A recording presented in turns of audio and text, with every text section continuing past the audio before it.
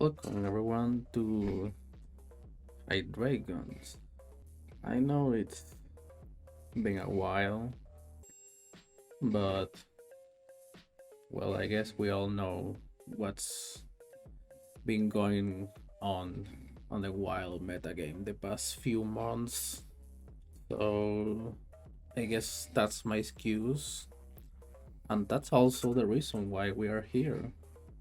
As you might call it copium, but patch notes. Apparently, while it fits now, what is will be playable starting tomorrow, the 21st.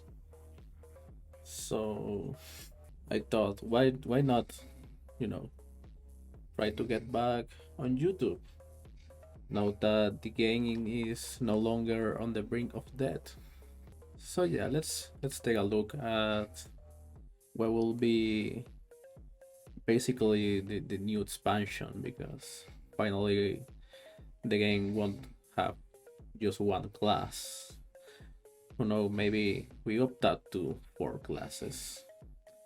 Standard and wild updates. I love that they specify that wild is getting updates, so people can shut up about depths not caring about wild or whatever. So Airborne Brute is going to 8 mana. This card apparently was very strong in standard. I don't blame them because this card was single-handedly carrying Demon Hunter in wild. So I guess it's not gonna do that anymore. 1 mana is a lot for this card because in order to enable it you have to draw a lot. And the difference between being able to play it for 0 mana and not being able to play it is actually meaningful. So we can expect Demon Hunter to actually just die while, for now at least. I mean, it's expected. It's a new class, so of course it will take a while for Demon Hunter to be playable again as the synergies start piling up. Next we have the witch. Everyone was trying to burn at the stake, and she actually died. They decided to quote unquote rework her, and no, she no longer offers combo disruption, but she also no longer offers free turns or Illusia actually had a lot of scenarios where she was really toxic. You can get a copy of your opponent's hand, which is still good-ish in aggro sometimes. She dropped the bar a lot.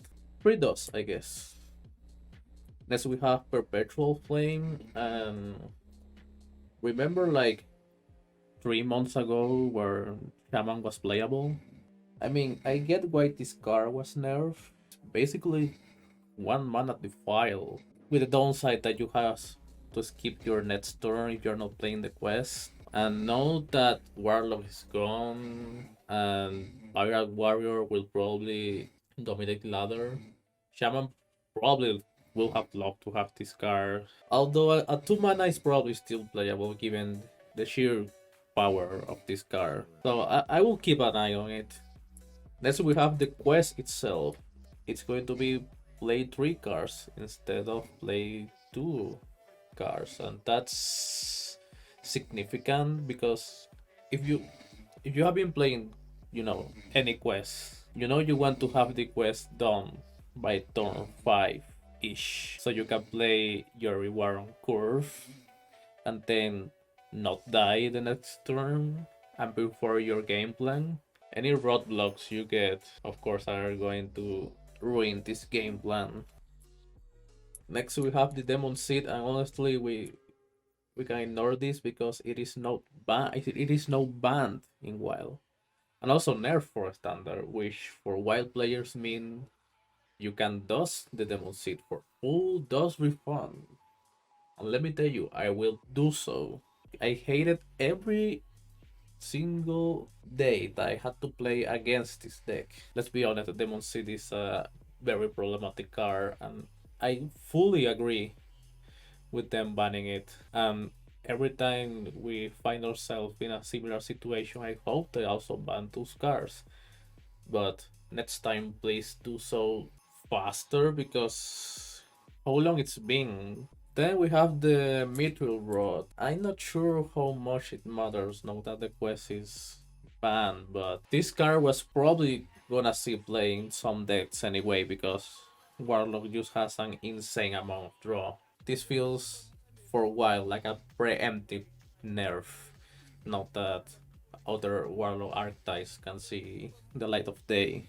Then we have the opposite. We have some buff, which honestly every time buff happens, like they are not that impactful, except of course for the wild buff we had the other day, the on nerf. Those were for now we will have to settle for a standard buff that maybe affect wild.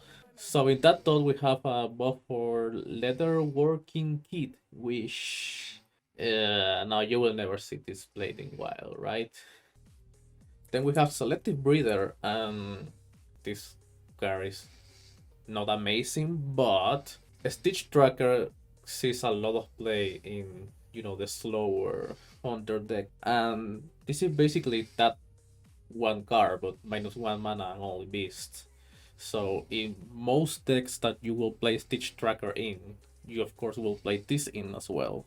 Because tutoring from the deck is strong, but tutoring a copy from your deck is even stronger because you still have the other copy in your deck. So yeah, 1-3. Considerably better. There's a lot of good beasts in Hunter. Next we have Wildfire, and this is a straight up a nerf, going from 2 mana to 1 mana. Even Mage is a deck that has a very clear game plan with a very clear goal. Odd Mage is a mess that doesn't work and will probably never work until it gets, cards that make the synergies work together. You don't have Koldara Break to make use of it. You don't have Mordredge.